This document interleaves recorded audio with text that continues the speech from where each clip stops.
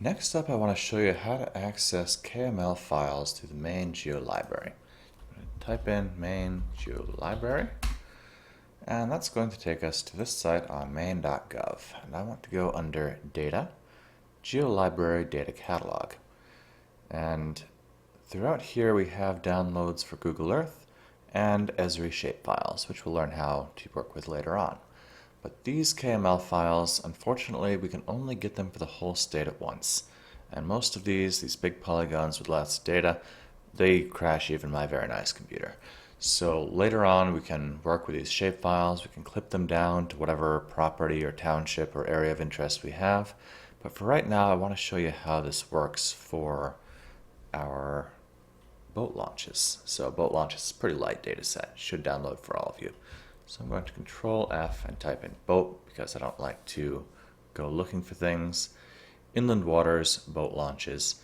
You want the Geolibrary one, not the E911 one. That's a different data set.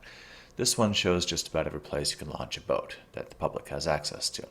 So click on the Google Earth icon here to download. It's thinking here, it's downloading here. Access your downloads folder whenever it gets done. Click once to open, and there are all the boat launches. So that's kind of a clunky way to look at things. I want that to display differently. Right click, Properties, Style Color, Share Style, and now I can click here and select from any of these, and I kind of like that one, but I want it to be smaller, and this often lags, so just give it a moment. And that works a little bit better for me. So that's a little bit too far. See, I clicked too many times while it was loading. We'll go with that. Okay, okay. And now as I zoom around here, I can zoom right in and see every one of these boat launches. I've gone fishing from here. I didn't catch anything, but it was a nice little boat launch. And you access that through the Red River Road. So those are bang on, right on where they should be. Shows you how you can back in, the parking area. Again, say you want to know how big something is, how long the boat launch area is. From there to there, 40 feet, not bad at all.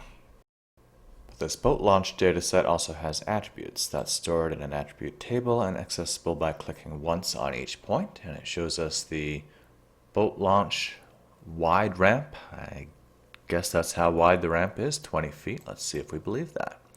So we have a measuring tool. We'll click once to start, click twice to stop, 19.12 feet. I think they nailed that one.